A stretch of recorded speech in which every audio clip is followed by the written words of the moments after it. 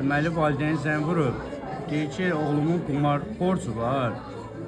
Deyir, borcumu bağlamazsaz özümü öldürəcəm. Valideyn təlaş içində soruşur ki, nə edim? Deməli, bu şeyi eşidən istənilən valideyn, istənilən həmən xəstənin qohumu nə edir? Dərhal onun borcunu bağlayır. Kreditlə olsun, sələmlə olsun, borcun olsun, nə yolla olsun, onun kreditini bağlayır. Amma bu aslı bir insanın, qumarbazın borcunu bağlamaq, onu xilas eləmək deyil, onun üçün çıxış yolu deyil. Əksinə, alovun üstünə odunla getmək deməkdir. Çünki aslı bir beyin bir şeyə başa düşür ki, təhdid eləməklə istəyimə çatdım. Yəni, qumar oynayan insan istənilən formada manipulyasiya eləməyə bacarır.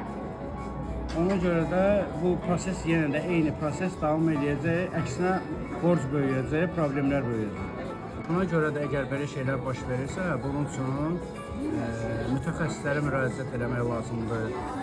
Əgər intihar riski varsa, psixiatra müraciət eləmək lazımdır. Minnətdaram.